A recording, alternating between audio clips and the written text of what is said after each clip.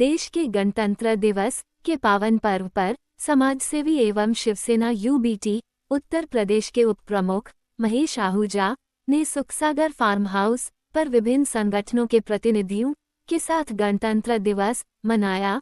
महेश आहूजा ने अपने साथियों सहित ध्वजारोहण कर देश को आज़ाद करने वाले वीर बलिदानियों को याद किया। इस अवसर पर एक विचार गोष्ठी का आयोजन किया गया। विचार गोष्ठी को संबोधित करते हुए महेश आहूजा ने कहा, मैं 77वें गणतंत्र दिवस के मौके पर सभी देशवासियों को, व्यापारियों को, सभी खत्री भाइयों को और समाज के हर वर्ग के सम्मानित हिंदुस्तानी को सबको बहुत बहुत शुभकामनाएं देता हूं। ईश्वर से प्रार्थना करता हूं कि आपका परिवार सुखमय जीवन हो, आपके बच्चों का सुखमय भविष्य हो और हमारा देश आगे बढ़े। पर मैं तो ये कहना चाहूँगा कि भाई हमारे प्रधानमंत्री जो बने हैं वो बहुमत के हिसाब से बने हैं, उनका हमें सम्मान करना है। मुख्यमंत्री जी बने हैं वो भी बहुमत के हिसाब से बने हैं, उनका हमें सम्मान करना है। लेकिन मैं उनसे निवेदन करना चाहूँगा कि ये जो आजकल जो एक नया विवाद कुंभ के मेले से, माघ मेले से जो उठा है, इसको जल्द से जल्द समाप्त करने की कृपा करें ताकि ये देश दो भागों में, हिंदू समाज खास तौर से दो भागों में ना बटे। और इसकी जिम्मेदारी सरकार की है, वो इसे किस रूप में लेती है।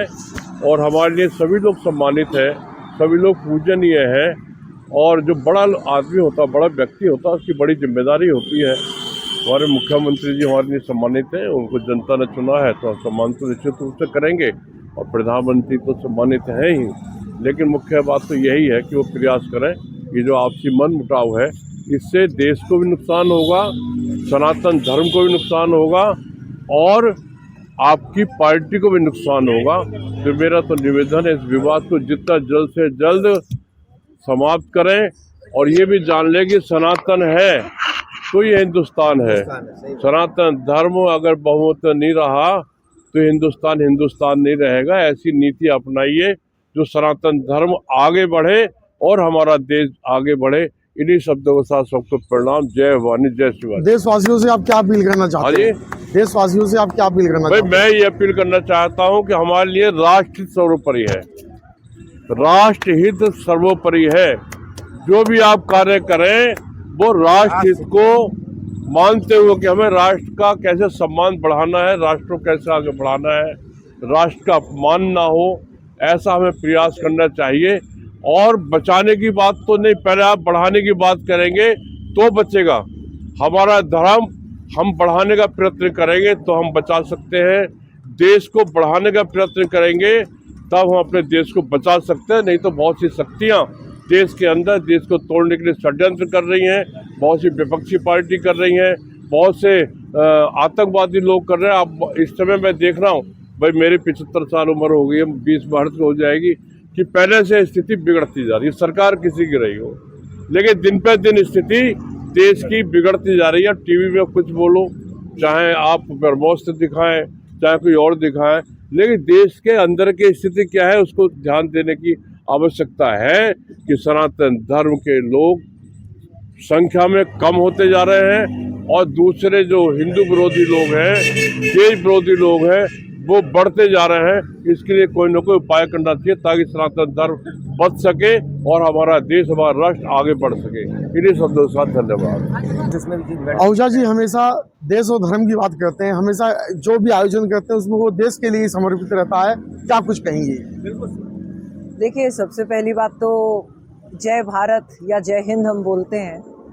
हम कितने दिन बोलते हैं साल में? हम साल में 2 दिन बोलते हैं, 26 जनवरी और 15 अगस्त। लेकिन जय हिंद का जो असली अर्थ है, अपने हिंदुस्तान को ऊंचाइयों पे ले जाने वाला, उसे हम भूल जाते हैं। हमारे छोटे छोटे कर्तव्य हैं, हम अपने आसपास की जगहों पर, आसपास के लोगों को, अपनी कम्युनिटीज़ को, अपने समाज को ही सशक्त नहीं कर पाते। हम लोगों में इतने मतभेद रहते हैं, लेकिन अगर हम जय हिंद बोलते हैं तो कम से कम हमें हिंदुस्तानी होकर के सोचना तो चाहिए। तो सबसे बड़ी जो विडंबना हमारे देश की यही है कि हम आपस में ही बिखरे पड़े हैं। हम सनातनी होकर भी 50 किस्म के देवी देवताओं को मानते हैं। वो 50 किस्म के देवी देवताओं का अर्थ तो केवल एक ईश्वर है।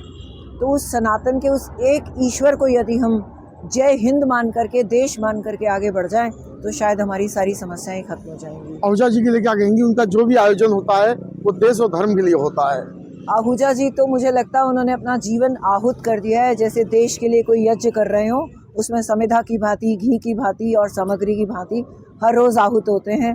तो वो आहुति जो है वो किसी से भी हम उसका कंपैरिजन कर ही नहीं सकते, जिस तरीके से उन्होंने अपना जीवन आहूत किया है। त्यागी जी, आज गणतंत्र दिवस है, लेकिन जो देश की स्थिति है वो लगातार खराब होती चली जा रही है। देश को बचाने के लिए आप प्रधानमंत्री जी से क्या अपील करेंगे? बहुत अच्छा प्रश्न किया तिवारी जी आपने। पहली बात तो देश की स्थिति इतनी खराब नहीं है जितनी कि अंतर्राष्ट्रीय स्थिति खराब इस समय चल रही है। उस स्थिति को संभालना और उसके साथ साथ देश में जो विधर्मी लोग हैं, दिन पे दिन नए नए एजेंडे लेके सुप्रीम कोर्ट में चले जाते हैं, उनका एक तरीके से हम सामाजिक बहिष्कार करें। सुप्रीम कोर्ट में जो लोग SIR से दुखी नहीं हैं, उनके बिहाफ पे सुप्रीम कोर्ट में अपील दायर की जा रही हैं। इसको क्या कहेंगे? मतलब प्रॉब्लम उनको नहीं है, हमारे जो तथाकथित बुद्धिजीवी लोग हैं जिन्हें ठेके ले रखा है कि वही सर्वोपरि हैं, वही सब कुछ है, उसको हम उस कागज़ को तोड़ना है। और उस कागज़ को तोड़ने में कुछ तो हमारे मोदी जी सफल हुए हैं, लेकिन अभी पूरा टूटा नहीं है। बांग्लादेश यहाँ से निकाले, सुप्रीम कोर्ट में अपील दायर की, उनको वापस बुलाओ, संविधान का उल्लंघन हुआ है। वो तो हमारे माननीय चीफ जस्टिस ऐसे उन्होंने कहा भाई किस संविधान का उल्लंघन? जिन्होंने संविधान का उल्लंघन करके भारत में घुसे उनके लिए तुम हद में जता रहे हो, फिर भी एक महिला को वहां से बांग्लादेश से वापस बुलाया गया। ये कैसी मानसिकता है? इस मानसिकता से जब तक हम बाहर नहीं निकलेंगे, और बाहर निकलने के लिए हमें सामाजिक आंदोलन करना पड़ेगा। और हमारे आदरणीय जी के नेतृत्व में सामाजिक आंदोलन चल रहे हैं। ठीक है, उसका स्वरूप छोटा है, लेकिन हर चीज़ का स्वरूप पहले छोटा ही होता है, धीरे धीरे बड़ा होता है। आज़ादी के संघर्ष में कुछ लोगों ने शुरुआत की थी। 1857 क्रांति कितनी बड़ी हुई थी? 1100 करोड़ रुपए खर्च हुए थे उस समय 1857 में, और 90 साल लगे तो कुछ प्लानिंग गलत हो गई थी। तो हमारी प्लानिंग गलत नहीं है। सनातन को बचाने के लिए, राष्ट्र को बचाने के लिए मोदी जी को, आदरणीय योगी जी को समय समय पर आगाह करते रहते हैं, भाई आप ये कर लो, ये कर लो, ये कर लो। कुछ चीज़ सुनी जाती, कुछ नहीं सुनी जाती। लेकिन मैं समझता हूँ अगर हम संघर्ष रहेंगे, प्रयत्नशील रहेंगे, तो हमारी बात सुनी जाएगी। हमारी पीढ़ी नहीं देख पाएगी तो अगली पीढ़ी जरूर याद करेगी कि हमारे पूर्वजों को संघर्ष किया था। उसका नतीजा ये है कि सनातन सर्वोच्च उस पे है और गौ माता राष्ट्र माता डिक्लेयर हो चुकी है। जितने जिहाद चल रहे हैं ये सब समाप्त होंगे। धन्यवाद। सबसे पहले मैं देश के सभी नागरिकों को जय हिंद, वंदे मातरम और सैल्यूट। 77वें गणतंत्र दिवस की हार्दिक शुभकामनाएं सभी को। सभी के अंदर देशभक्ति शक्ति के रूप में रहे, भक्ति के रूप में रहे।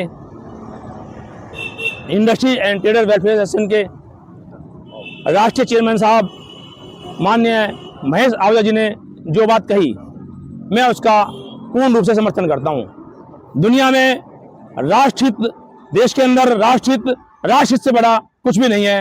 राष्ट्रहित सर्वोपरि है। मैं इस बात का पूर्ण रूप से समर्थन करता हूं।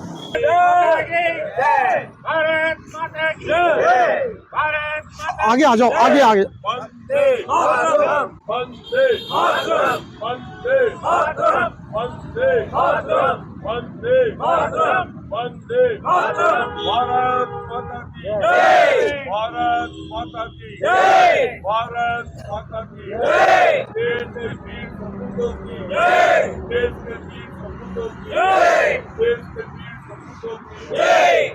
इंकलाब जिंदाबाद, इंकलाब जिंदाबाद।